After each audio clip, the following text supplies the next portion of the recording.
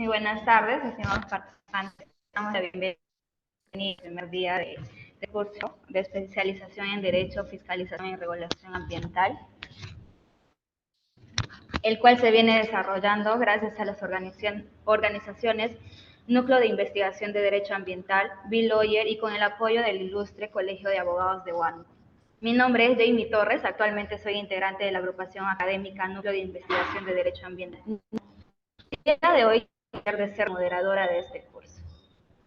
De parte de todo el equipo de NIDA y B-Lawyer, agradecemos la participación de todos los presentes y nos permitimos brindar un agradecimiento especial a los ponentes que nos acompañan el día de hoy, así como a los que nos acompañarán en el transcurso de los 4 módulos de los cuales se compone este curso. Dando inicio al evento, tenemos como primer ponente de este primer módulo titulado Aspectos generales del derecho ambiental y su legislación, al abogado Eric García Cerrón, quien expondrá el tema Nociones básicas del derecho ambiental, quien es abogado por la Universidad Nacional Mayor de San Marcos y magíster en Derecho de los Recursos Naturales por la Universidad Externado de Colombia. Cuenta con más de 12 años de experiencia en el sector ambiental, habiéndose desempeñado profesionalmente en entidades públicas como la Procuraduría Pública Especializada en Delitos Ambientales del Ministerio del Ambiente, la Dirección de Evaluación Ambiental para Proyectos de Infraestructura del Servicio Nacional de Certificación Ambiental para las Inversiones Sostenibles, SENACE, el Tribunal de Fiscalización Ambiental y la Dirección de Supervisión Ambiental en Energía y Minas del Organismo de Evaluación y Fiscalización Ambiental, OEFA, y actualmente secretario técnico del Tribunal Forestal y Fauna Silvestre de OCIFOR. Con esta presentación les doy el uso de la palabra, estimado abogado Eric. Muchas gracias. Gracias por la invitación al NIDA, que me permite estar el día de hoy con todos ustedes y poder compartir algunas ideas a propósito de este tema. En principio parecería tan, vamos a ponerle, vamos a repetir el nombre del título, básico, ¿no? Pero que de alguna manera tiene como idea establecer ciertos aspectos fundacionales, ¿no? Ciertos criterios, valga la redundancia, básicos en torno al derecho ambiental. No obstante ello, yo quisiera que esta presentación sirva de excusa para poder conversar, para poder intercambiar puntos de vista, para poder plantear algunas perspectivas, ¿no? En torno a la aplicación del derecho ambiental. Si bien es cierto, el ordenamiento jurídico ambiental peruano es bastante nuevo, se podría decir que apareció en 1990 con el Código de Medio Ambiente y los Recursos Naturales. Lo cierto es que así como distintas áreas del derecho, el derecho ambiental peruano se ha ido especializando y subespecializando en distintas subáreas, ¿no? A lo largo de los últimos años, al punto de que en la actualidad se puede hablar del derecho de los recursos hídricos, del derecho forestal y de fauna silvestre, o incluso de formas de entender dentro del ambiental la perspectiva sectorial, por decirlo de alguna manera, ¿no? Por ejemplo, tenemos el Sistema Nacional de Evaluación de Impacto Ambiental, y si bien es cierto, es un sistema y como tal tiene esquemas normativos comunes, independientemente del sector económico que regula, lo cierto es que en la realidad la evaluación de impacto ambiental de un proyecto de inversión del sector turismo no es, o sea, no es igual o no tiene necesariamente la aplicación de los criterios para un proyecto de hidrocarburos o un proyecto de minería. Y por ejemplo, ahora que entré a Ocinfor hace unos meses como secretario técnico del Tribunal Forestal y de Fauna Silvestre, me he dado cuenta que incluso el enfoque del procedimiento sancionatorio, ¿no? O del procedimiento sancionador es diferente, ¿no? El enfoque preventivo y orientativo que se tiene en el sector forestal es completamente distinto al, no sé si decir punitivo en el ejercicio de la potestad sancionadora a cargo de OEFA, pero sí, pues a diferencia de OSINFOR, en OEFA no se está explicándole a los administrados cómo deben cumplir con sus obligaciones ambientales fiscalizables, algo que sí se hace en OSINFOR con los titulares de títulos habilitantes para el aprovechamiento de los recursos forestales. Entonces, Es interesante cómo un mismo esquema normativo, bajo premisas comunes, se podría decir, tienen enfoques diferentes en la aplicación práctica. Eso que nos permite evidenciar que el derecho es más dinámico y más complejo de lo que podríamos creer a priori, ¿no? Eh, y esto nos trae a colación una serie de retos o de aspectos básicos que debemos considerar de manera general y de alguna forma esta charla, ¿no? No quisiera llamarla clase, esta charla va a intentar plantear algunas ideas fundacionales que seguramente serán reforzadas y desarrolladas en amplitud por los ponentes que me prosigan. Eh, Antes de pasar ese punto, pues finalmente agradecer, ¿no? A las personas que están aquí, invitarlos a poder conversar, ¿no? A poder dialogar acerca de los temas que vamos a plantear y que no sea necesariamente pues una clase magistral, qué aburrido, sino que sea un diálogo y aprovechamos para conversar sobre estos temas. Solo antes de terminar, comentarles que ese logo de interacción, de Interambiente, en realidad es una iniciativa educativa fundada por mi persona hace un par de años, en un contexto de intentar involucrarme en un proyecto de educación ambiental. Entonces, los invito a participar de interacción ambiental, revisar nuestra página web, nuestros enlaces en redes sociales. Al final vamos a poder encontrar un poco de estos y nada, poder compartir la información que generamos. Muy bien. El objetivo de esta charla es analizar algunas de las principales temáticas que comprende el derecho ambiental peruano. Ahora, antes de empezar a entrar en ese tema, a entrar en materia, quisiera que respondamos una pregunta que parece media básica, nuevamente a propósito del tema, del título del tema, y es que partamos de la premisa de que no todos son abogados. De hecho, cuando les pregunté a los organizadores si estaba conformado el grupo de participantes por abogados, me dijeron que hay ingenieros ambientales y biólogos, lo que me permite confirmar de que efectivamente no estamos hablando de personas que necesariamente conozcan todas las categorías jurídicas, ¿no? Y que tengan en cuenta que cuando estudiamos derecho ambiental en una facultad, este es un curso que generalmente se lleva en la segunda mitad de la carrera, es decir, después de que has llevado varios cursos que tienen bases, que sirven como base para entender el derecho ambiental, ¿no?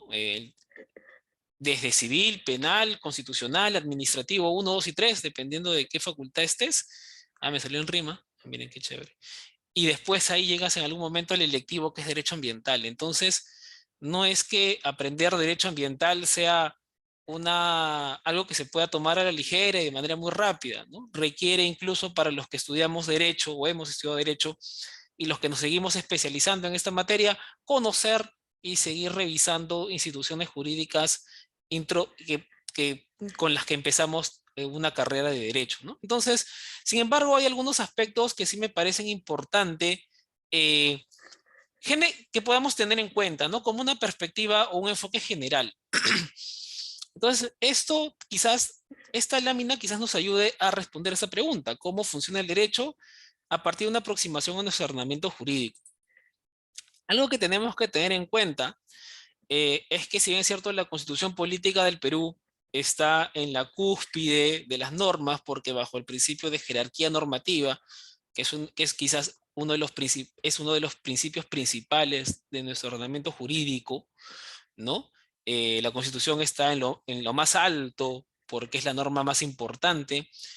Normalmente tenemos que leer el derecho desde el enfoque de un sistema, donde en términos prácticos la Constitución está en la base, ¿no? Y al estar en la base, a partir de la Constitución política, sus postulados, los principios, los elementos que lo contienen, se empiezan a desarrollar una serie de disposiciones jurídicas más específicas.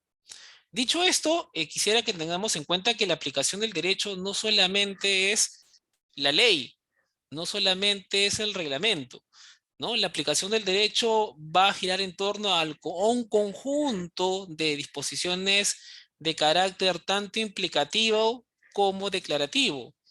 ¿Qué decimos? ¿A qué nos referimos con normas o normas de carácter implicativas? Son las típicas normas que hacen referencia a lo que entendemos normalmente como la figura jurídica o el enunciado jurídico convencional, ¿no?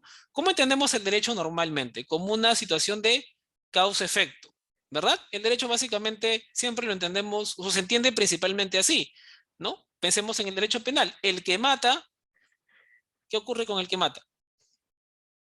Se va a la cárcel, ¿verdad? ¿No? Entonces, normalmente esa es la estructura de una norma implicativa, ¿no? Un supuesto de hecho, un nexo jurídico y la consecuencia correspondiente. Sin embargo, el derecho también está lleno de normas declarativas, es decir, normas que enuncian postulados, normas que enuncian premisas generales, normas que contienen principios, ¿no? Estos principios que para qué sirven para guiar la estructura del pensamiento normativo, la base sobre la cual se van a aplicar muchas veces las disposiciones jurídicas, ¿no? Sobre eso vamos a conversar más adelante en esa línea. Entonces, como primer punto de reflexión, quisiera invitarlos a que entiendan que tengamos presente que el ordenamiento jurídico es un conjunto de normas de distinta naturaleza y característica, con un enfoque donde normalmente hay mandatos, pero también hay enunciados declarativos, y que estos en conjunto van a ser, valga la redundancia, el conjunto de reglas que van a establecer las disposiciones para que operen las normas ambientales, aplicables a un caso en específico. Por ejemplo, si aquí quisiéramos pensar, digámoslo así, en el aprovechamiento minero, pues el aprovechamiento o la gestión ambiental de los recursos minerales, pues qué duda cabe, debemos empezar con la Constitución, que habla acerca de que los recursos minerales son patrimonio de la nación y se otorgan a privados, ¿no? Por ley específica se otorgan a privados. Incluso se habla de la concesión como la figura, el derecho real, ¿no? Que otorga derechos. Entonces, en esa línea y partiendo de esa premisa, después vienen otras normas que van desarrollando este mandato normativo. Y acá hay un tema interesante porque quizás hablar de la norma de los recursos minerales podría ser una norma que nos haga retroceder en el tiempo, porque en estricto, después de la Constitución Política del Perú, viene la Ley Orgánica para el Aprovechamiento Sostenible de los Recursos Naturales como la norma de desarrollo constitucional, pero para acá el caso minero, realmente la norma que se aplica es una norma anterior, que es una norma de la época del presidente Belaúnde, la Ley General de Minería, que tuvo una modificación bastante profunda, digámoslo así, antes de que se diera la Constitución del 93, pero que para efectos prácticos todo lo que viene después de alguna manera se sigue enmarcando en los postulados que ya venían establecidos en el texto único ordenado de la Ley General de Minería. Entonces, más allá de la figura de la norma en el tiempo, ¿no? Lo cierto es que las reglas para aprovechar los recursos minerales vienen marcando esa pauta. Después de que tenemos la Ley General o la norma para el recurso natural, ya viene, por ejemplo, en el caso minero, los reglamentos. ¿Cuáles son las normas reglamentarias en materia minera? En su momento fue el Decreto Supremo 01693, Energía y Minas, que era el reglamento del título 13, puede ser, de la Ley General de Minería, del tubo de la Ley General de Minería, que estableció todas las normas en torno a la aplicación de las reglas ambientales para la ejecución de actividades de explotación minera. Posteriormente vendría el reglamento para la exploración minera en 1998. Pero a la par de esas normas, ¿cómo es que tú ejercías la actividad minera? No todo el detalle técnico necesariamente iba a estar en estos reglamentos. ¿Qué hizo el Ministerio de Energía y Minas? Con la ayuda de la cooperación internacional, específicamente, bueno, del Banco Mundial, aprobaron guías y directivas para la ejecución de disposiciones, la ejecución ambiental de muchas actividades de minería, como el protocolos, como el plan, como los cierres, entre otras disposiciones técnicas para la ejecución de las actividades mineras. Y eso en su conjunto, podríamos decir en términos generales, es el ordenamiento jurídico jurídico ambiental para el desarrollo de la actividad minera. Si queremos pensar en el cierre, pues más adelante va a llegar la ley de cierre de minas, su reglamento y las normas técnicas en torno a esta actividad. Entonces, como podemos ver, hay un conjunto de normas que se van estructurando y van apareciendo en función a cómo va avanzando la actividad. De hecho, si hacemos un esquema mental sobre cómo operan las normas ambientales sobre una actividad económica, vamos a tener que dividirlos en dos escenarios. Aquellas actividades económicas que requieren, aquellas actividades económicas que tienen que generan impactos ambientales sobre el ambiente, que para entrar en actividad requieren un título habilitante o un derecho otorgado por el Estado, ¿no? Como el caso de los minerales, en la concesión, en el caso de los hidrocarburos, el contrato por hidrocarburos, como aquellos que se generan a propósito de la iniciativa privada, como los proyectos de infraestructura de carácter vial, ¿no? Hay una decisión del Estado de tener una carretera o construir un puerto y no hay un derecho propiamente en esa naturaleza, en ese que activa ese proyecto. Y después va a depender de cada una de las actividades. En la minería tienes exploración, después tienes explotación y finalmente tienes cierre. En los proyectos de infraestructura no es explotación, no hay exploración, no hay explotación. De hecho, tampoco hay cierre propiamente, ¿no? Tienes un gran bloque que se podría entender como la operación del proyecto de infraestructura entendida como la etapa propiamente del proyecto, que sería la etapa constructiva, la etapa operativa y eventualmente el cierre de los componentes auxiliares, porque tú no haces una carretera para cerrarla. Eventualmente cerrarás los componentes auxiliares, pero finalmente la carretera seguirá funcionando. Entonces, hay mucho que ir discerniendo dependiendo del tipo de proyecto. Bueno, antes de continuar, vamos a responder acá una pregunta de Julio César Zúñiga. Buenas tardes, ¿en qué categorías se consideran los códigos en esa jerarquía de normas? Como el Código Civil, el Código Penal o el derogado Código de Medio Ambiente. Bueno, para empezar, los códigos se aprueban con leyes o decretos legislativos. Entonces, si nos ceñimos a la jerarquía normativa en torno a la norma que aprueba un código, pues los códigos están para términos prácticos en el rango de leyes generales o específicas, ¿no? Que los aprueban, ¿no? Los códigos son aprobados por normas con rango de ley, entonces ese sería su jerarquía dentro de la estructura planteada. Muy bien. Hasta este punto, ¿hay algún comentario, alguna reflexión, algo que de repente por ahí digan, pero el derecho es más complejo realmente que este esquema que usted nos plantea, Cérica? ¿Qué otro elemento ustedes consideran o advierten que es confuso quizás? De hecho, eso solamente aborda una dimensión de la forma en la que se aplica el derecho. Podríamos ampliarla, pero tenemos 1 hora y media y este curso trata acerca de abordar nociones básicas, entonces tenemos que ir corriendo, teniendo en cuenta además que hemos empezado con unos minutos de diferencia. Bien, entonces no hay mayores comentarios hasta aquí, perfecto.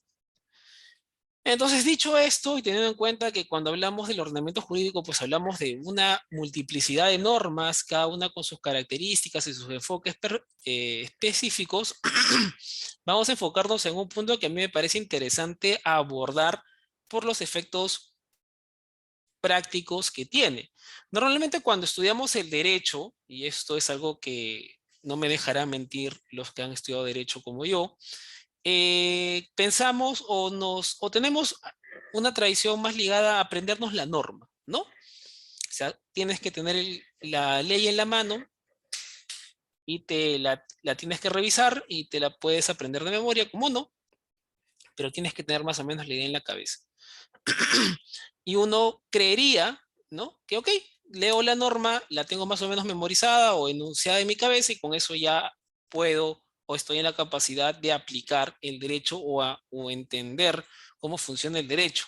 Y realmente si fuera así de sencillo, no tendría sentido que hubieran abogados, ¿no? ¿Para qué te vas 6 años a estudiar una carrera en una universidad si solamente lo único que necesitas es tenerla a la mano y poder leerla y aplicarla? Sin embargo, el derecho, sobre todo porque tiene esta estructura aplicativa, no solamente basta con leer las normas, ¿no? Y sobre todo, ¿qué pasa cuando tienes situaciones que van más allá de lo que está regulado dentro de la propia norma, ¿no? Entonces, en ese contexto, a mí me parece que analizar los principios del derecho es una premisa muy importante, sobre todo a este tema que nos toca abordar ahorita, que es hablar acerca de las nociones básicas.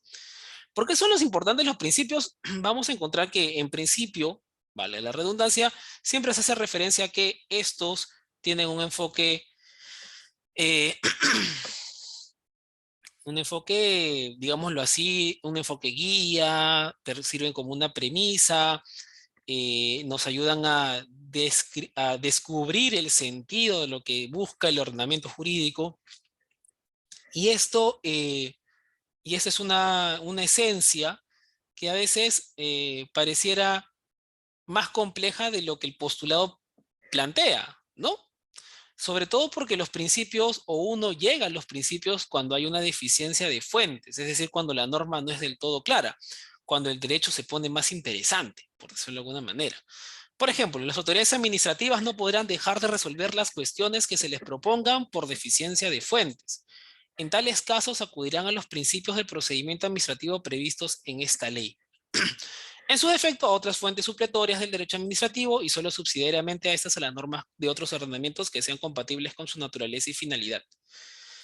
Por ejemplo, yo no sé si les comenté, pero a mí me tocó una época ser evaluador de estudios de impacto ambiental de proyectos del sector transportes en el SENACE, ¿no? Entonces, imagínense que teníamos que aplicar reglas de participación ciudadana porque entre las distintos enfoques que nosotros priorizábamos en SENACE era ponerle mucho énfasis a que se cumplieran las premisas de participación ciudadana. Pero hay una particularidad, el sector transportes no tiene, imagínense, yo pasé por allí del 2017 al 2019, ya estamos 2023, han pasado 4 años y todavía no hay un reglamento de participación ciudadana en el sector transportes. Pero bueno, independientemente de ese detalle, no hay reglas de participación ciudadana en el sector transportes. Y ustedes dirán, reglas de participación ciudadana en el sector transportes, y uno qué necesita para poder ejecutar un mecanismo de participación ciudadana. Se necesitan demasiadas cosas, de hecho, ¿no? Se tiene que tener claro desde con cuánto tiempo de anticipación le tienes que hacer llegar a la carta a la persona que vas a invitar, hasta qué situaciones o qué supuestos de hechos motivan que se declare o se cancele, o se suspenda, o se reprograme un taller, ¿no? Entonces, realmente se necesitan reglas para el ejercicio, del ejercicio del derecho a participación ciudadana. De hecho, yo recuerdo que en una clase, o voy a adelantarme un poco a lo que tengo planteado acá, podríamos decir que desde siempre existió el derecho de participación ciudadana, ¿no? Esa es una premisa que no se podría negar en términos fácticos. Está reconocido en la Constitución política, es más, es un derecho fundamental. Pero ¿de qué sirve un derecho si en la práctica no tienes los mecanismos que te permitan ejercerlo? ¿No?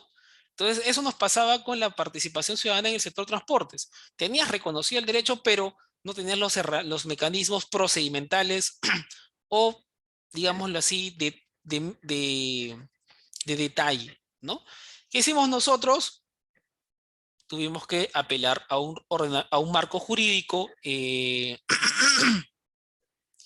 a un ordenamiento, a un marco jurídico que nos sirviera de referencia. Nosotros en la dirección de infraestructura no solamente evaluábamos proyectos de transporte, también evaluábamos proyectos eléctricos. El sector de electricidad tiene unos lineamientos para la participación ciudadana aprobados en el año 2011, ¿puede ser? ¿2013? No estoy seguro. El detalle es que esos lineamientos son demasiado detallados, tienen una minuciosidad en varios aspectos que eran claves para su aplicación por parte de la Dirección de Infraestructura para el tema de transportes. Y yo recuerdo en ese entonces que cuando se lo planteamos a la Dirección de Políticas, porque le decíamos, el Ministerio de Transportes nunca va a sacar o sea, para efectos prácticos, para el horizonte que tenemos con los instrumentos en evaluación, no va a salir un reglamento, necesitamos tener una norma que nos referencie. ¿Por qué? Porque lo último que puede adoptar lo último que dé, la última opción que tienes en el Estado es utilizar el criterio sin una referencia que te respalde. Entonces tenemos una referencia normativa de otro sector, si bien es cierto, pero en el marco de un sistema. Y si es un sistema, tiene premisas comunes, ¿no? Con unas lógicas similares. Entonces le dijimos a eso y la DGPIGA se rió, ¿no? Dijo, no, ja, ja, ja, ja, ¿cómo vas a hacer eso? Que las normas son del sector, bla, bla, bla, bla, bla, bla, ¿no? Sin embargo, lo hicimos, se criticó mucho esa decisión de la Dirección de Evaluación de Impacto Ambiental de Proyectos de Infraestructura. Sin embargo, muchos años después, en el año 2023, me tocó leer un informe de esas personas que en su momento pues dijeron no, que era una locura aplicar normas de un sector en otro sector ante vacíos normativos. Pero se puede hacer. ¿En mérito a qué? Al principio de complementariedad que rige el Sistema Nacional de Evaluación de Impacto Ambiental, donde se entiende que las normas son complementarias porque estamos en un sistema, ¿no? Entonces, si hay una lógica interpretativa en distintos sectores respecto a la necesidad de tener normas para regular el envío de documentos o la suspensión o cancelación de talleres, esa complementariedad te permite a ti coger esas normas y utilizarlas en un sector que no los tenga. ¿Por qué? Porque el principio te permite llegar a esa interpretación, ¿no? Bajo la lógica de complementariedad de las normas o la lógica de la complementariedad que tiene que haber en el sistema. Entonces sí, sí se puede, ¿no? Tú utilizas los principios para resolver ese tipo de situaciones donde hay deficiencia de fuentes, como en este caso nos ocurrió a nosotros en el sector, en el sector de transportes, cuando evaluaba ellas o IGAS en el sector transportes. Entonces, si hacemos referencia a los principios, pues vamos a encontrar que cada uno de estos en sus propias particularidad y características tienen distintas manifestaciones. A mí me gusta, por ejemplo, hacer esta referencia cuando hablamos del principio de informalismo, ¿no? ¿Qué dice el principio de informalismo? El principio de informalismo hace referencia a que las normas se tienen que interpretar de la manera más favorable al administrado, ¿no? De manera de que aquellas formalidades que pudieran ser subsanadas o corregidas no afecten, ¿no? No afecten sus intereses, sus derechos. Entonces, por ejemplo, tenemos un caso donde un administrado entregó de manera tardía a la autoridad los medios que acreditan la difusión y la convocatoria de los mecanismos de participación ciudadana. Por ejemplo, ¿no? ¿Qué nos dicen las normas? Que tienes que darle a SENACE con 5 días de anticipación las evidencias de que has hecho la difusión de tus mecanismos de participación ciudadana. ¿Cuál es la finalidad de la norma? ¿Para qué le das a SENACE con 5 días de anticipación los medios que acreditan la difusión? ¿Para qué creen? ¿Quién se manda? ¿O la norma se la han inventado porque le dio la gana de fastidiarlos a los titulares de proyectos de inversión? Para fregarlos nomás. ¿Alguna idea?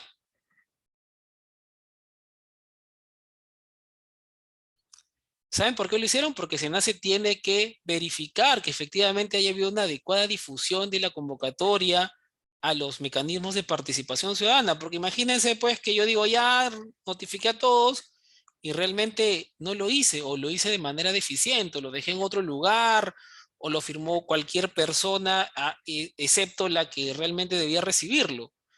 Entonces, al final, ¿qué pasaría si fuera de esa manera? Pues el mecanismo carecería de sentido, estaría vaciado en su contenido, la esencia del mecanismo de participación ciudadana o de la participación ciudadana en sí misma. Entonces, se toma ese tiempo como mínimo para poder ¿qué? Verificar que efectivamente la difusión y la convocatoria fue eficiente. Entonces, ¿pero qué pasa si no se lo das en 5 días? Se lo das en 3. Se podría afirmar de que se está vulnerando la potestad o el derecho de SENACE de verificar la eficacia de la difusión. Algunos te podrían decir que sí, otros te podrían decir que no, pero vayamos al enfoque práctico. 2 días en vez de 5 sería mérito suficiente para tumbarse todo un proceso de difusión y convocatoria de los mecanismos, a la ejecución de mecanismos de participación ciudadana en el marco de la elaboración o la evaluación de un estudio de impacto ambiental. No resulta para nada razonable, ¿verdad? De hecho, ahí nos vamos al principio de razonabilidad, que nos dice más o menos de memoria, ¿no? Cuando las entidades públicas creen, establezcan derechos, obligaciones, no establezcan obligaciones, prohibiciones, a los administrados deberán realizarlas dentro de lo razonable de la facultad atribuida. En castellano eso quiere decir que no te pases de abusivo, pues, cuando le impongas al administrado una obligación, pues. Tiene que tener una lógica dentro de la razonabilidad. Entonces, que tú te vas a tumbar todo un proceso de participación ciudadana, que vayamos, digamos, en algunos casos, sobre todo si estamos en proyectos de infraestructura, son extremadamente grandes, ¿no? Porque tienes a veces varias comunidades o varios actores a lo largo de todo el proyecto de infraestructura. O si tienes un proyecto minero de una envergadura muy grande, tienes muchos titulares, muchos actores involucrados. Entonces, la autoridad no debería partir la premisa de decir, ah, ya, te demoraste 2 días, te fregaste. Pues, me vuelves a hacer toda la difusión y convocatoria y reprogramamos el taller. Tienes el principio de formalismo, tienes el principio de razonabilidad, tienes una serie de reglas dentro de la estructura jurídica que te dicen no hagas eso tan absurdo, ¿verdad? O recordarán algunos de ustedes ese caso donde se nace porque el administrado se demoró 2 horas y media en presentar el levantamiento de observaciones, ¿no? Ustedes saben que las mesas de parte virtuales funcionan las 24 horas, ¿sí o no? ¿Han presentado algún trámite en alguna entidad pública? Bueno, ¿qué pasó? Que en la mesa de trámites de SENACE se recibían los documentos hasta las 4:30. Después de las 4:30, mágicamente, se entendía como ingresado el día anterior. Ahora, eso tiene sentido en un esquema donde no había mesa de partes digital, ¿no? No había nadie, no estaba el funcionario, el servidor encargado de recibir los papeles, entonces pues estaba cerrada la ventanilla, tenías que esperar hasta el otro día para que te pusieran tu sellito y ya bueno, eso ya era el día siguiente. Pero en las mesas virtuales no tienes esa particularidad, ¿no? No la tienes. Tú tienes hasta las 11:59 y sigue ingresando dentro del día. Claro, se tendría que regular desde cuándo se considera eficaz para efectos de la contabilización del plazo, si quieres. Pero que el documento entró en el día, porque la mesa de partes virtual no hace esa diferenciación, dicho sea de paso. ¿Qué ocurrió? Que SENACE dijo no, como lo presentaste a las 5 y no sé cuántos, ya lo ingresaste al día siguiente y por lo tanto no vale levantamiento de observaciones, hago efectivo el apercibimiento y no levantas las observaciones y por lo tanto te desapruebo el estudio de impacto ambiental. Dígame si no resulta absurdo una interpretación de esa naturaleza, sobre todo cuando ya tienes el documento ahí.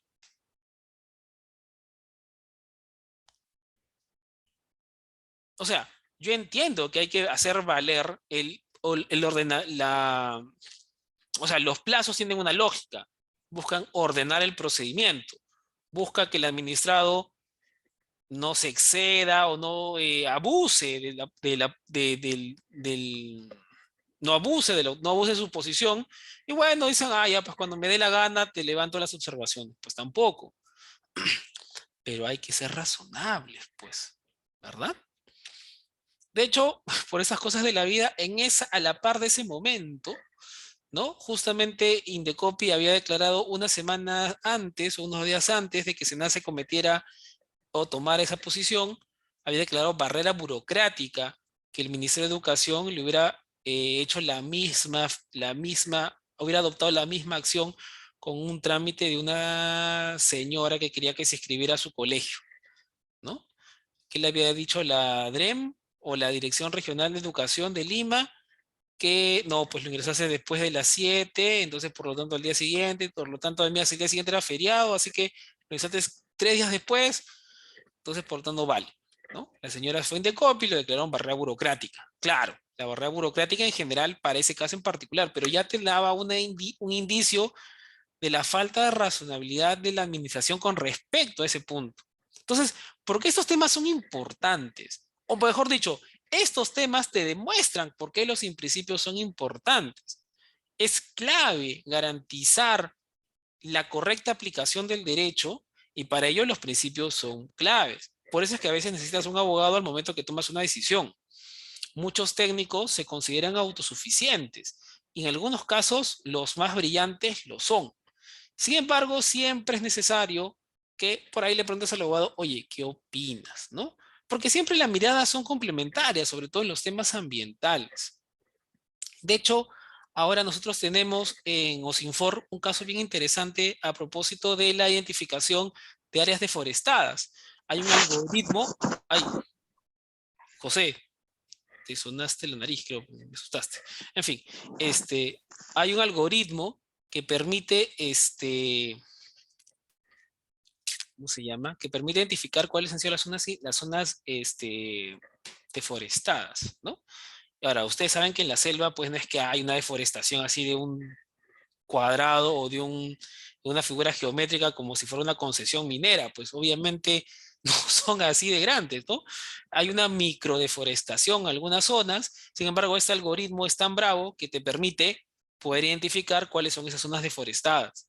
La pregunta ¿es suficiente el bendito algoritmo para que tú confirmes que hay una deforestación no autorizada o necesitas comprobarlo en campo?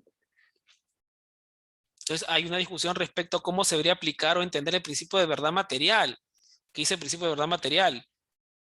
La administración tiene que estar, o sea, tiene que tener los elementos que permitan confirmar y validar el sentido de su decisión, ¿no? Entonces, ahí se tiene, en OSINFOR se está en esa discusión de si solamente es suficiente para, o sea, qué nivel de valor probatorio se le da a los resultados a partir de la aplicación del algoritmo, por decirle, por darles una referencia. Entonces, los principios son claves y son importantes en ese sentido, ¿no? Nos permiten entender cómo se opera el derecho, ¿no? Cómo se debe poner en marcha estas cuestiones y que no están en la norma, ¿no? No están en la norma. Y una vez dice, tantas normas, qué aburrido. Realmente el derecho es lo más interesante cuando uno tiene que intentar resolverlo a partir de situaciones donde la norma no encaja, pues como si fuera un, un molde, ¿no? Bien ahí que empalme correctamente. Jamie nos dice, estimados participantes, si desean hacer una pregunta, doctor, pueden hacerlas a través de chat. Claro, también, por favor, mándese con preguntas. A ver, ¿qué nos dice acá?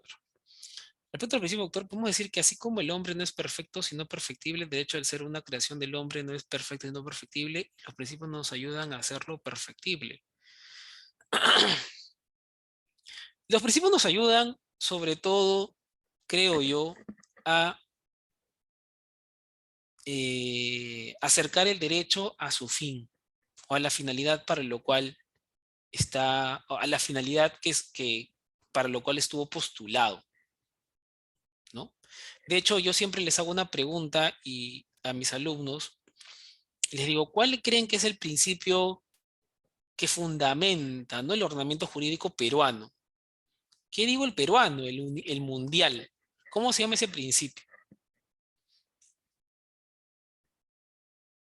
¿Qué principio creen ustedes que es? ¿Alguno por ahí se les ocurre qué principio podría ser el que sustente el ordenamiento jurídico ambiental mundial?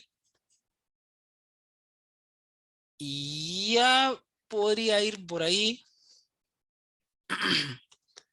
De hecho, el principio que sustenta el ordenamiento jurídico, no solamente peruano, sino en general mundial, es el principio de sostenibilidad, ¿no? La premisa del desarrollo sostenible, el equilibrio entre el elemento ambiental, social y económico. Bajo esa premisa, nuestro ordenamiento jurídico ¿a qué tiende?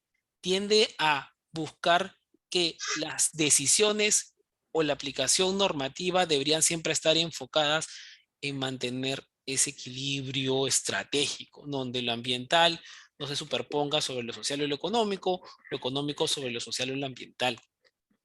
De hecho, si partimos de esa premisa, yo tengo un caso muy interesante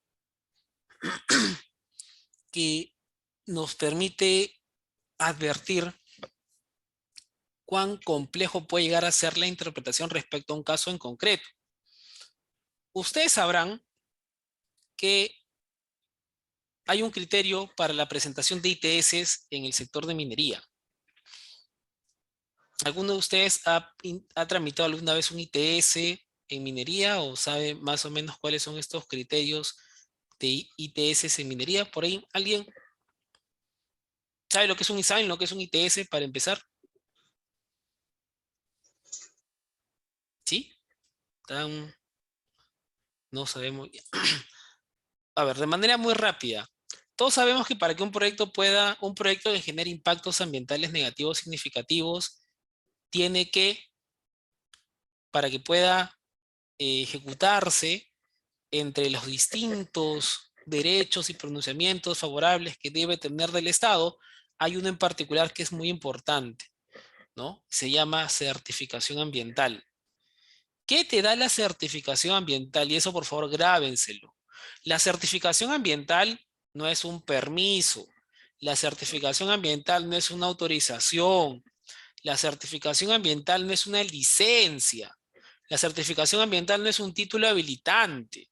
La certificación ambiental es un pronunciamiento del Estado donde se confirma la viabilidad ambiental del proyecto de inversión.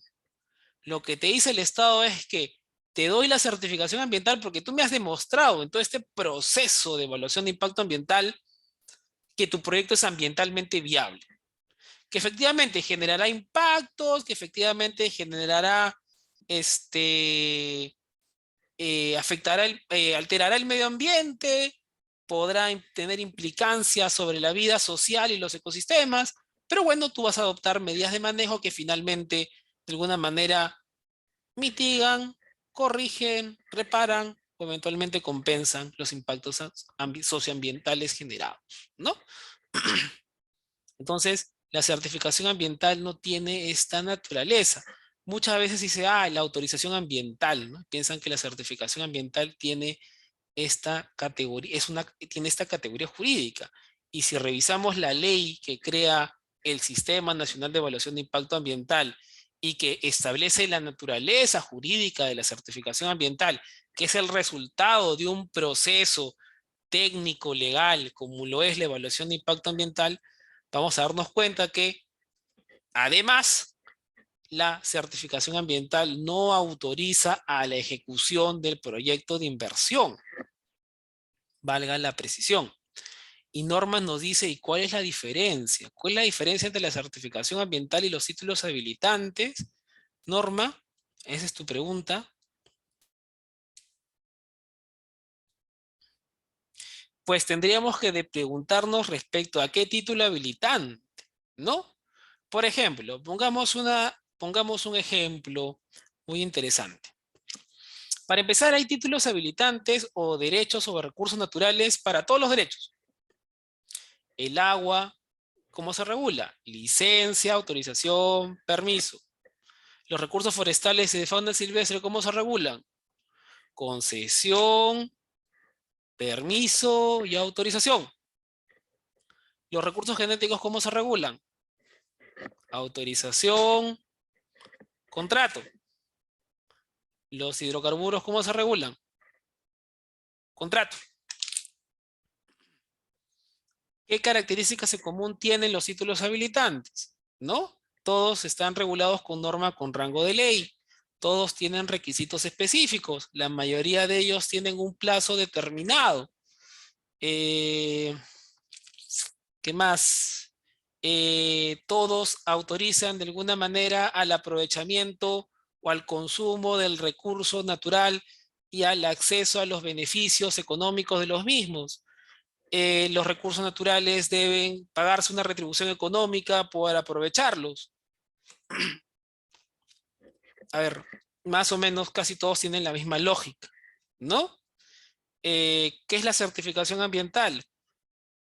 La certificación ambiental es un pronunciamiento donde se analiza los impactos ambientales de un proyecto de inversión sobre los componentes del ambiente y las medidas de manejo que se van a adoptar para eh, para gestionarlos, ¿no?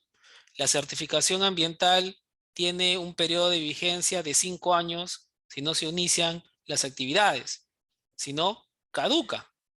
Eh, si el proyecto se modifica, la certificación ambiental tiene que ser modificada. La certificación ambiental tiene el periodo, está vigente en tanto la actividad económica eh, exista, ¿no? Se siga desarrollando. ¿Qué más? La certificación ambiental, como ya dije hace un momento, no autoriza al aprovechamiento de recursos naturales, ¿no? La certificación ambiental no te autoriza a que realices una descarga de aguas residuales tratadas sobre un río, no te autoriza a que realices el desbosque, no te autoriza a explotar los minerales. La certificación ambiental analiza la oferta y la demanda hídrica para que eventualmente eso sea un elemento referencial al momento de que otorgues una autorización de vertimiento. La evaluación de impacto ambiental va a pedirte un análisis acerca de cuáles son los impactos en el ecosistema de que realices un desbosque y qué medidas vas a adoptar ambientales en torno a ello. La evaluación de impacto ambiental va a analizar, por ejemplo, los cuerpos de aguas subterráneas que se podrían ver afectados o que se perderían como consecuencia de la implementación de un tajo. No sé si con eso, estimada Norma, queda más o menos claro la diferencia entre los títulos habilitantes y la certificación ambiental. Espero que sí. Y si no, por favor, ¿qué extremo de repente quisieras que profundicemos? Dicho esto, ya no sé cuánto tiempo ha pasado porque cuando yo hablo de estos temas me voy en floro y al final me falta tiempo, ¿no? Son 6:58. La clase, o bueno, esta charla acaba a 7:30, ¿verdad? ¿Me confirman? Sí, ¿no? Entonces nos quedan 32 minutos, es así. Muy bien. Y en esa línea tenemos pues los principios del derecho ambiental, pues estimados participantes, miren qué emoción. Para poder ponernos en marcha y poder entender cómo funciona el derecho ambiental, pues qué mejor que hacer referencia a los principios. Y qué duda cabe, pues tenemos el principio clave, ¿no? El principio por antonomasia, que es el principio de sostenibilidad, ¿no? Como el primer principio de todos los principios del derecho ambiental peruano. ¿Qué nos dice? Integración equilibrada, ¿no? De los aspectos sociales, ambientales, económicos, del desarrollo nacional, así como de la satisfacción de las necesidades de las actuales y futuras generaciones. El desarrollo sostenible en su máxima expresión, ¿no? Solamente que parafraseado de otra manera. Y entonces cada uno de estos principios va a tener una referencia clave al momento de aplicarlo en escenarios concretos, ¿no? Y podemos incluso hasta asociarlos de alguna manera con algunos esquemas o algunas aplicaciones, digámoslo así, prácticas, ¿no? De los sistemas administrativos en materia ambiental, ¿no? Por ejemplo, ¿cuál es el principio clave o el principio fundacional del Sistema Nacional de Evaluación de Impacto Ambiental? ¿Cuál de estos principios creen que es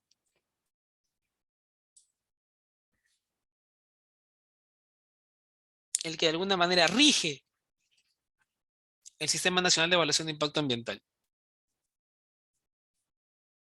O más fácil, muy bien, el de sostenibilidad, ¿sí? ¿Qué otro principio?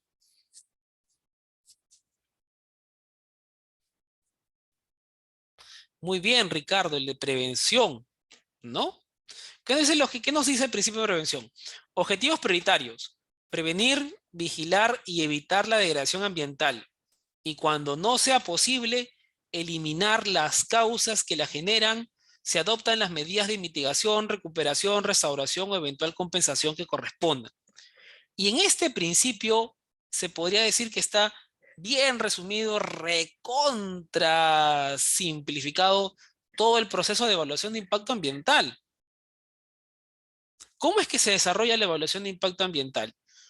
¿Tienen por ahí alguna idea? ¿Alguien quisiera compartirnos así de manera general en qué consiste la evaluación de impacto ambiental como proceso?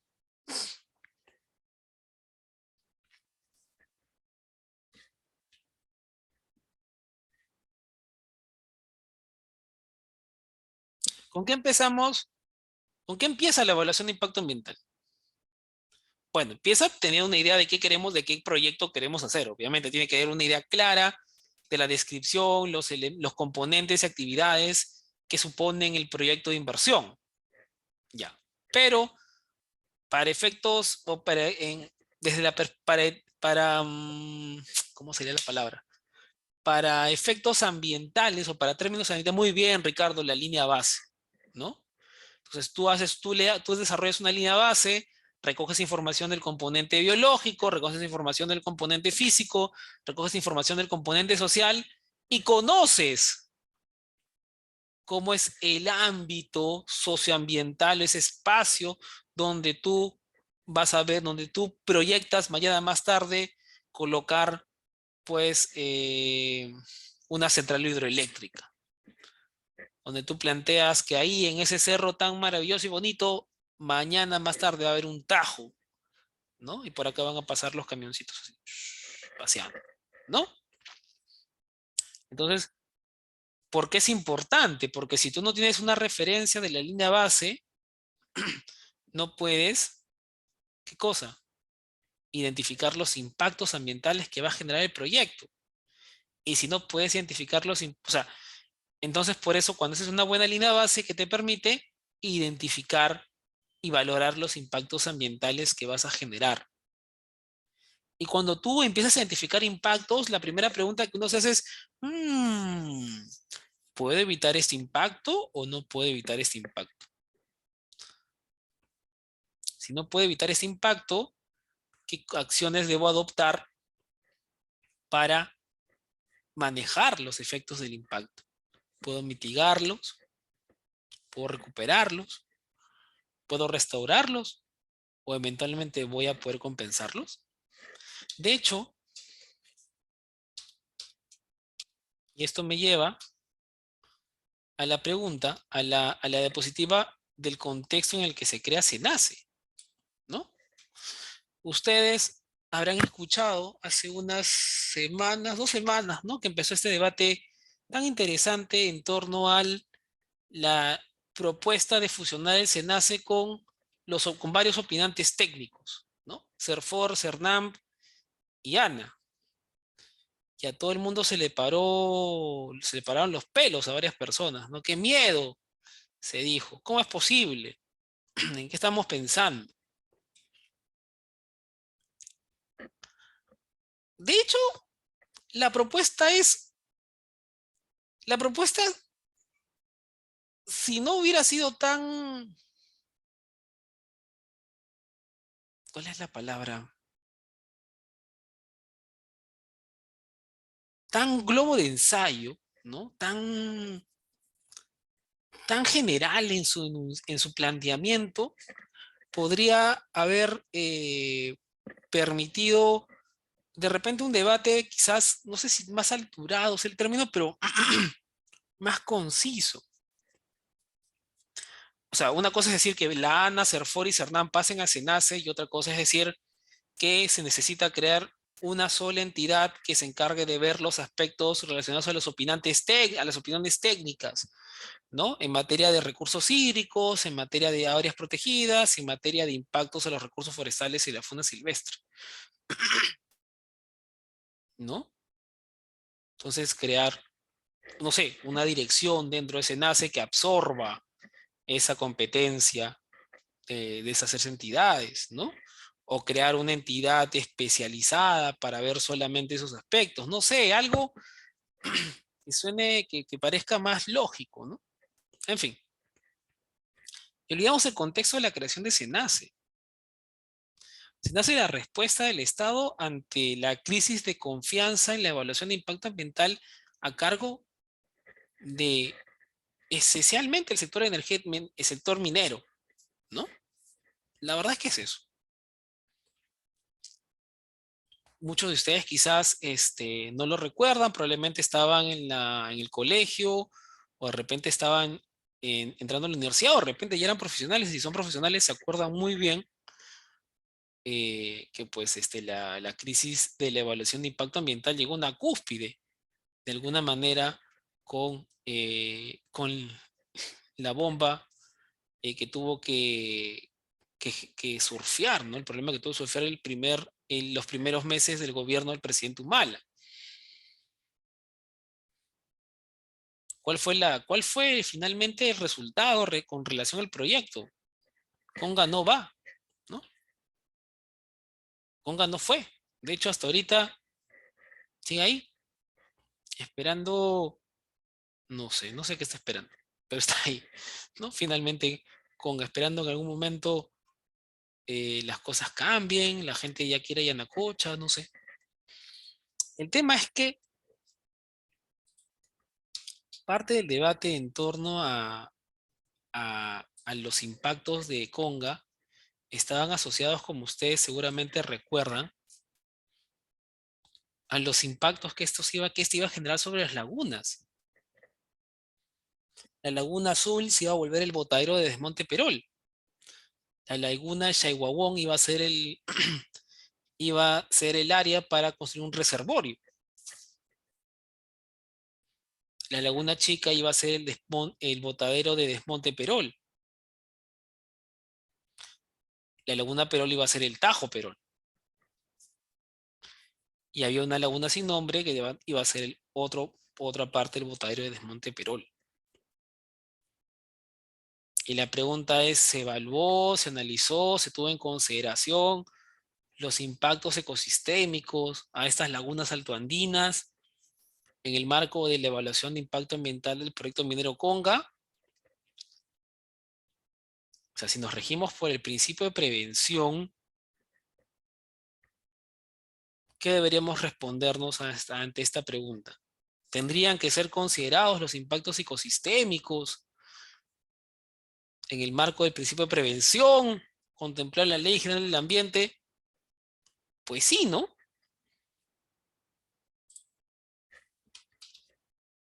De hecho, si nos ponemos a reflexionar cuáles son los servicios ecosistémicos que te dan las lagunas altoandinas, y acá cito a Miguel Elich, un gran compañero del SENACE: provisión de alimentos, provisión y almacenamiento de agua, mantenimiento de la diversidad biológica, provisión de recursos genéticos, elementos culturales, regulación del clima. Pregunta, ¿cuántos de estos servicios ecosistémicos ustedes creen que fue considerado en el estudio de impacto ambiental del proyecto minero Conga? ¿Cuántos creen?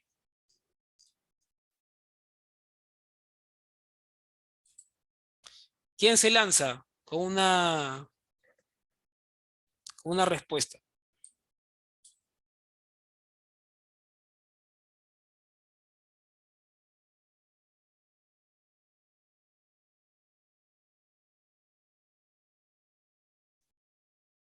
Uno, provisión y almacenamiento de agua.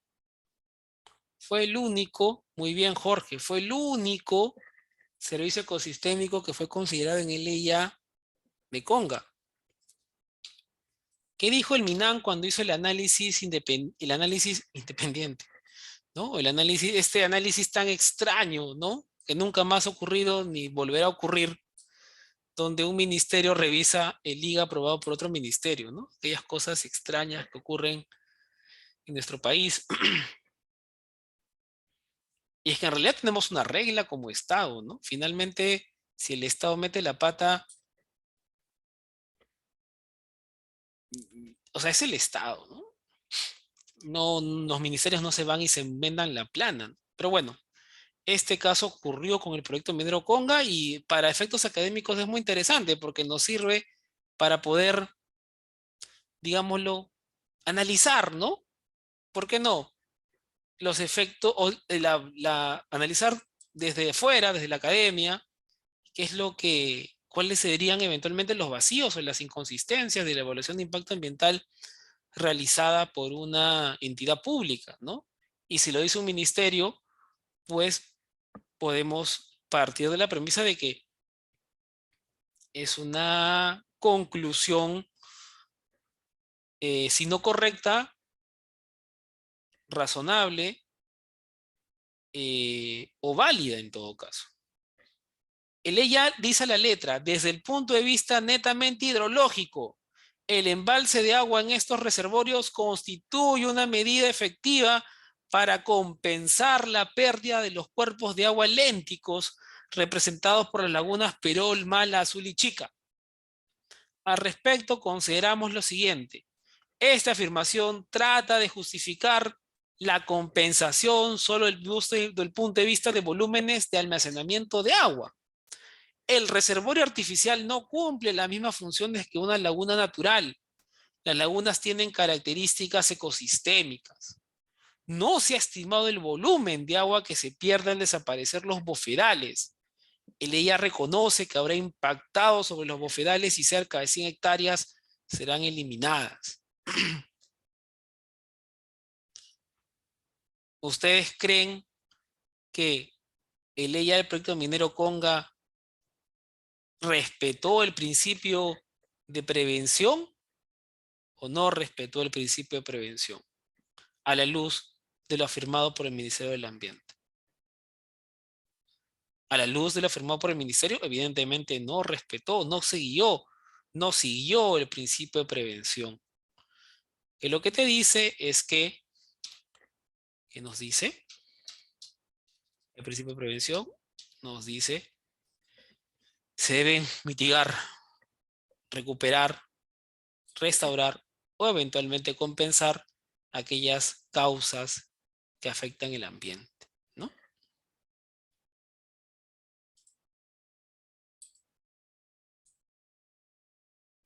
Nueva pregunta. ¿Qué principio de este conjunto de principios que tenemos aquí es el que más se asocia al ejercicio de la fiscalización ambiental? ¿Cuál creen que es de estos principios que tenemos acá? Gobernanza, equidad, internalización, responsabilidad, precautorio. No me digan sostenibilidad, que sostenibilidad es el cajón desastre. Todo es sostenible. Esa no vale. Porque la fiscalización ambiental también se rige o en su aplicación también recoge principios del derecho ambiental. ¿Qué duda cabe? ¿Mm?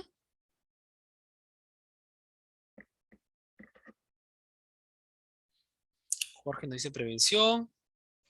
Mari nos dice responsabilidad ambiental. Muy bien, Mari. ¿Qué nos dice el principio de responsabilidad ambiental? El causante de la degradación del ambiente y de sus componentes está obligado a adoptar inexcusablemente las medidas para su restauración, rehabilitación o reparación según corresponda. O, cuando lo anterior no fuera posible, a compensar en términos ambientales los daños generados sin perjuicio de otras responsabilidades administrativas, civiles o penales a las que hubiera lugar, ¿no? Y Pablo nos dice internalización de costos también, ¿no? Toda persona debe asumir el costo de los riesgos o daños que genere sobre el ambiente, el costo de las acciones de prevención, vigilancia, restauración, rehabilitación, reparación y eventual compensación por los impactos negativos de las actividades humanas deben ser asumidos por los causantes de dichos impactos. Muy bien, responsabilidad e internalización de costos, ¿no? Un ejemplo muy interesante y muy bonito a propósito de la configuración de estos principios, ¿saben cuál es? Es uno que todavía sigue lamentablemente de moda. Y qué duda cabe, es el derrame, ¿no? ¿Cómo no vamos a hablar de medio ambiente y no vamos a hablar del derrame de hidrocarburos que ocurrió en Ventanilla? ¿Qué pasó? ¿Quién creen que pasó? Bueno, pasó el derrame y OEFA aplicó el reglamento ambiental, el reglamento de protección ambiental y las actividades de hidrocarburos. En ese marco, ¿qué tenía que hacer Relapasa? Tenía que adoptar acciones de primera respuesta, ¿verdad? Y después de la adopción de las acciones de primera respuesta, lo que le correspondía hacer a la autoridad de supervisión era monitorear, ¿verdad? Cómo había quedado el ambiente producto de las acciones de primera respuesta adoptadas por la empresa y el cumplimiento de su plan de contingencia. ¿Y qué nos dice la norma? Si luego, y eso se los digo más o menos de memoria, porque yo la verdad soy malísimo para aprenderme las normas de manera literal. Yo soy muy mal, o sea, no soy memorista, tengo ese problema, ese defecto, no soy memorista. Ahora, cuando hago el esfuerzo y tengo que ser memorista y memorizarme cosas, lo logro. Eso debo agradecer a Dios que por ahí no estoy tan vedado para esa facultad, pero sí, me cuesta, debo admitirlo, ser memorista. Por eso pasar el examen para el Tribunal de Fiscalización Ambiental fue una de las pocas cosas de las que me siento muy orgulloso, porque ese examen es más memorista, madre que bestia. Hasta la coma y y las comas, los puntos y comas, y uno tiene que aprenderse para poder pasar ese examen. Bien, el tema es que OEFA concluyó que pues seguía afectada la zona, ¿no? Está afectada. No se podía ver, no se había limpiado adecuadamente porque aún se mantenía la presencia de hidrocarburos. Entonces, ¿qué le dijo OEFA? Tienes que presentar un plan de rehabilitación de los 69 sitios impactados, los sitios afectados. Pregunta, ¿esa obligación impuesta por el OEFA implica o supone un adelanto de opinión respecto a la responsabilidad administrativa de Relapasa con relación al derrame? La respuesta es no. De hecho, es algo que ustedes tienen que saber muy bien y que seguramente lo conversarán ahí largo con el profesor que vea fiscalización ambiental. Es que las medidas administrativas no suponen un adelanto, no suponen nada con relación a la declaración de responsabilidad ambiental, por lo menos las medidas administrativas impuestas a nivel de la autoridad de supervisión. Porque las medidas correctivas que se imponen junto con la resolución que declara la responsabilidad administrativa, impone la multa, obviamente sí tiene que ver con la declaración de responsabilidad administrativa, porque las medidas correctivas lo que buscan es corregir o suspender los efectos negativos causados por la conducta infractora, ¿no? Pero a nivel de la autoridad de supervisión se dictan medidas administrativas como van a verle la diapositiva y ya no creo que lleguemos, pero lo vamos comentando a propósito de este ejemplo. Y te dictan un mandato de carácter particular y debes elaborar y presentar un plan de rehabilitación donde te comprometas, como dice ahí, a rehabilitar. Y Relapasa dirá, oye, pero yo no soy responsable. Mentira, no serás responsable, no se habrá declarado tu responsabilidad administrativa formalmente, pero qué duda cabe que el hidrocarburo derramado y que ha llegado a las costas y estas playas son responsabilidad tuya. Y estás obligado a adoptar inexcusablemente las medidas necesarias para restaurar, rehabilitar, reparar o eventualmente compensar en términos ambientales los daños generados a toda esta zona. Y aquí entre nos tenemos un problema bien interesante. Ustedes se habrán dado cuenta de que yo no he utilizado el término contaminado. De hecho, revisen ustedes los documentos de OEFA y no van a encontrar el término contaminación cuando se refieren a los 69 sitios afectados e impactados. ¿Por qué? ¿Quién sabe? Quien me responde le regala un libro. Justo el sábado voy a recoger libros de una amiga que tiene varios libros ahí que me está donando. me deja su celular y yo le mando una foto de los libros y le regalo el que le guste. Se lo mando a su casa. Ahora, si está en provincia, ya ustedes pagan pues, el envío. ¿Por qué creen que UEFA no habla de que está contaminado? Frank nos dice, porque se tiene que terminar como sitio contaminado. Media respuesta, pero hay una...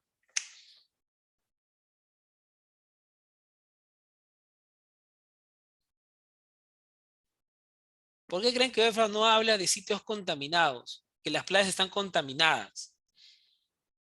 ¿Cuál es el problema que tenemos ahí? Que no se puede... Oye, pero una playa con hidrocarburos no es una playa contaminada. Ángela dice la valorización del daño. Porque debe existir un ente que contamina declarado, ambiental.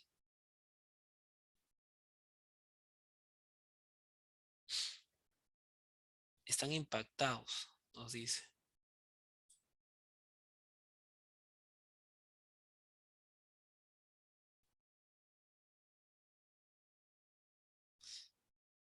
¿Saben por qué? Porque para determinar la contaminación en nuestro ordenamiento jurídico necesitamos tener dos elementos que son claves. Muy bien, Pablo, casi el MPs. Bien, bien, bien, Carlos. Muy bien. Ya, Pablo y Carol, mándenme un correo. No, mándenme un WhatsApp. A ver, está acá. Vamos a mandar un WhatsApp. A todos vamos a mandar acá. Chat, grupo reunión. Ya. Me entró una llamada, dice Ricardo. Ya, Pablo y Carol me mandan un mensaje al WhatsApp y ya yo que recojo los libros el sábado les mando fotos y ustedes me digan cuál les gusta. Y ya se los regalo. Paulo y Carol. Exactamente, pues chicos, no tenemos definición legal de contaminación. La contaminación se define en mérito a la determinación de estándares de calidad ambiental o límites máximos permisibles. ¿Y saben cuál es el detalle? Que estas zonas de playa o estas zonas marino-costeras no son suelo, no son agua, son sedimentos. ¿Y qué pasa con el eje sedimentos? No existe, pues. No tenemos aprobado un eje sedimentos. Entonces tú no puedes decir que la playa está contaminada, porque no tienes un parámetro legal aprobado por el Estado peruano que te diga, ok, la presencia de hidrocarburos en estos ecosistemas, sedimentos, que supera tal parámetro, es contaminación. No hay, pues. Entonces, ¿qué haces? Afectados, impactados, otro nombre, ¿no? Pero no puedes decir que están contaminados. Es un problema serio. Es un problema serio. Y además, a sabiendas de ello, la norma ambiental de hidrocarburos te dice que lo debes comparar con los niveles de fondo. Y los niveles de fondo son niveles, metodológicamente hablando, de comparación del sitio con otras áreas que tengan una similar característica. Entonces, los niveles de fondo suponen comparar áreas que han sido afectadas por fuente antrópica con otras áreas que están libres. Y hay toda una discusión metodológica que de alguna manera pues le da ciertas herramientas a Relapasa para poder plantear una defensa y una observación a la forma en la que el Estado está exigiéndole adoptar acciones para rehabilitar, reparar el daño ambiental causado. ¿Se puede hablar de daño si no tienes una referencia para hablar de contaminación? Legalmente hablando. O sea, se abren muchas preguntas ahí. Es una discusión interesante. Pero lo que sí hay es un principio de responsabilidad ambiental y un principio de realización de costos sobre los cuales son tan fuertes que uno puede amparar la postura estatal para exigirle algo a esos señores. Y no se hagan los locos. Entonces es un tema. Entonces los principios, estimados alumnos, podríamos gastarnos otra hora y media más y seguir hablando de principios y no entrar quizás a muchos de los puntos que yo quería plantear en la clase, ¿no? Lamentablemente nos ha quedado tiempo, algo que yo quería que ustedes también reflexionen es a propósito del modelo de desarrollo.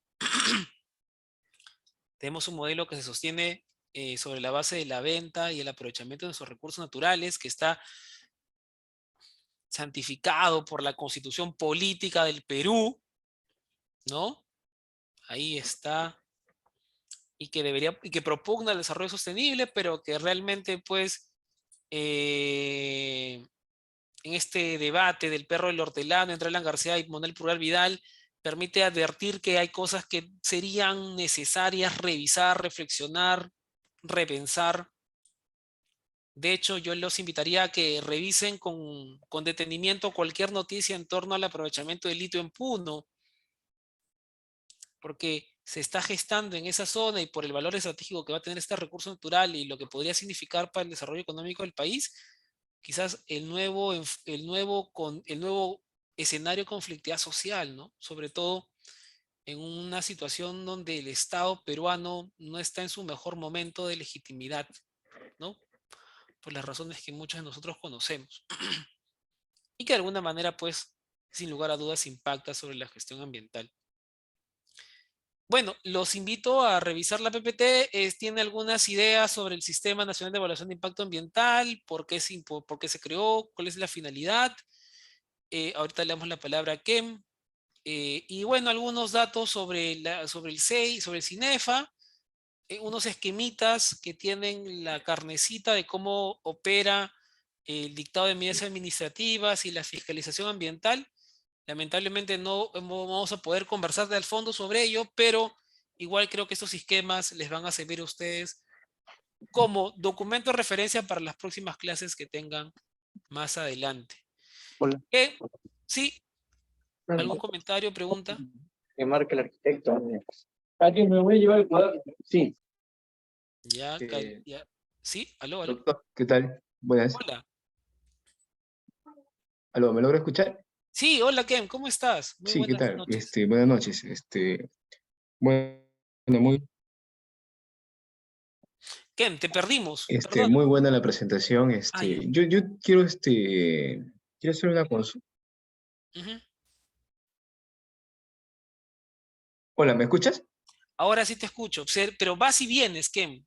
Sí, si por ahí podrías. Hola, ¿ahora sí? Sí, sí, sí, sí. Ya, una consulta. Yo he estado revisando hace un par de semanas el tema de UEFA con respecto a minería en el PAS, ¿no? En el procedimiento administrativo sancionador. ¿Por qué solamente se sanciona el tema de minería en el tema de infraestructura, operaciones y no en el daño ambiental que repercute, pues, a los recursos naturales como agua, suelo, aire, ¿no? O sea, no hay no veo una culpa que se encuentre sujeto a que el individuo o dueño o lo que esté en las rejas, ¿no? En una cárcel, por no sé, más dramático, más drástico, ¿no? Ya, ya. Bueno, ¿No? eso es un tema interesante de comentar. Lo que pasa es que, a ver, dos cosas que tenemos que diferenciar acá es que el procedimiento administrativo sancionador lo que sanciona es el incumplimiento de los titulares de los proyectos de sus deberes para con la administración, ¿no? Entonces, cuando hablamos de cuáles son los deberes para con la administración, se podría cambiarla, o sea, esa pregunta responde la pregunta que tenemos aquí en la diapositiva, ¿qué se supervisa? ¿No? Tú supervisas la normativa ambiental, los compromisos contenidos en los SIGAS, las disposiciones o mandatos establecidos por el OEFA, los compromisos asumidos en los contratos de concesión o obligaciones creadas por normativa posterior. Entonces, esos compromisos que tienen los titulares de proyectos que están contenidos en estos enunciados, es lo que tú supervisas y eventualmente sancionas. Pero la sanción administrativa no tiene como consecuencia la represión de la libertad. La única vía de justicia que tiene como consecuencia eventualmente la supresión de la libertad o la pérdida de la libertad es la vía penal. Y si tú, o en general, si se quisiera llevar hacia ese esquema, solo para terminar la idea, y si uno quisiera llegar a eso en la vía ambiental, pues tendrías que llevarlo por el tema de los delitos ambientales, ¿no? El título 13 o 14, no estoy seguro, del Código Penal.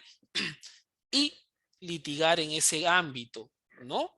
Y eventualmente una, la declaración de la sentencia condenatoria por la comisión de un delito ambiental podría conllevar a que una persona termine presa, pero es porque el delito ambiental apela al nivel de lesividad del bien jurídico protegido y lo que esto implica y lo que implica la sanción penal en cuanto a la pérdida de libertad, porque lo que tú reprochas allí en un delito, o sea, cuando alguien lo metes preso, metes a alguien preso porque es un peligro para la sociedad y no puede vivir en sociedad, ¿no?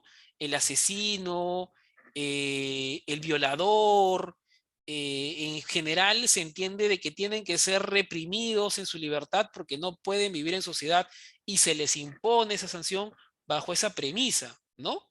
Ahora, por ejemplo, el que violenta el honor, pensemos en el caso de Magali y Pablo Guerrero, ¿no? Uno podría decir, Magali es una persona que no puede vivir en sociedad, es una persona que es un peligro. Bueno, el abogado de Pablo Guerrero logró que el juez concibiera eso y le diera efectiva un año, creo, no sé, pero la señora estuvo varios meses en cárcel. Entonces los jueces, si lo resuelven así, lo resuelven, lo consideran de esa naturaleza, pues lo terminan. De igual manera, no casi ningún delito ambiental termina en pena efectiva de cárcel, hasta donde yo sé, o hasta donde recuerdo. Ella terminó en pena efectiva porque por ahí son menos de 4 años, o de repente reconocen su responsabilidad y ahí el tema se acaba en principio de oportunidad, pero eventualmente ese es el único canal en el que tú puedes lograr que por la afectación al medio ambiente alguien termine preso. En los temas administrativos, lamentablemente, no, se queda ahí. O sea, se obtiene la multa para el Estado y que, bueno, el Estado sobre la base de lo que cobra por la multa, pues debería... Es que ahí hay todo un tema, ¿no? Porque debería gestionarse algún tipo de reparación para los afectados, pero bueno, ya nos vamos a complicar. Finalmente, los mecanismos administrativos que tenemos dentro del a cargo que tiene OEFA permite, por ejemplo, que con una medida correctiva le exijas corregir los efectos negativos sobre el ambiente de su conducta infractora.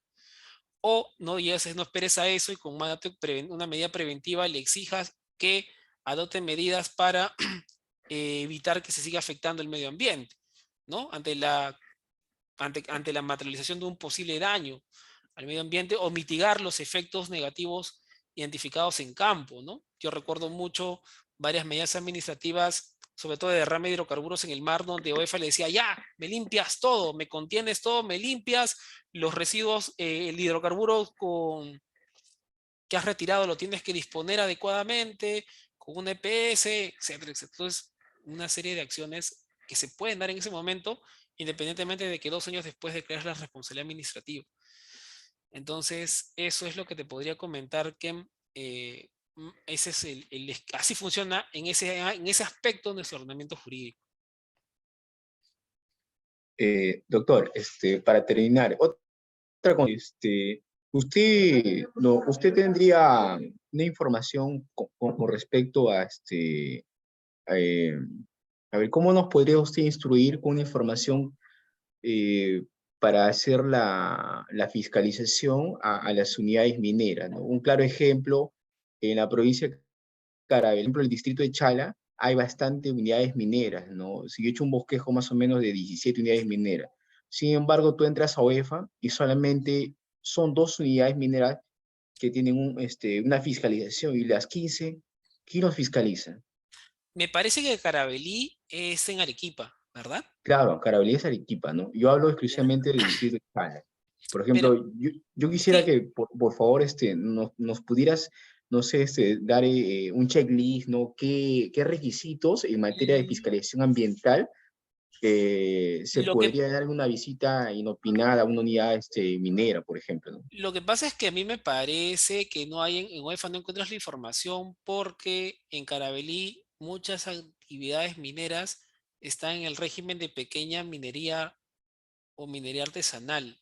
Entonces, OEFA, una de las primeras acciones que se adoptan cuando nos dicen hay una denuncia, es ver qué régimen minero tiene, ¿no? Entonces, si el régimen llega a la denuncia y el régimen es de pequeña o artesanal, lo que se hace es un oficio y se lo mandas a la DREM para que la DREM, en el marco de sus competencias, fiscalice a estas unidades mineras. Entonces, OEFA no tiene competencia, porque como bien sabes, ha sido competencia transferida a los gobiernos regionales.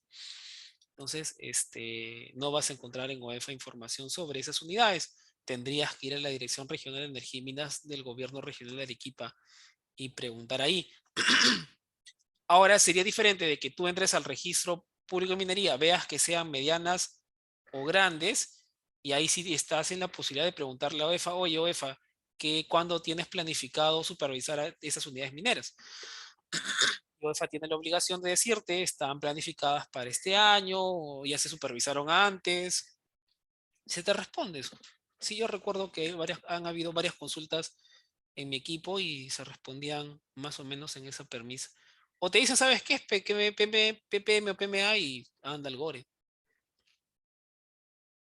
Sí, gracias. Listo. Bueno, nos hemos extendido un poco, unos minutos. Tengo entendido que ya viene el nuevo o el siguiente expositor.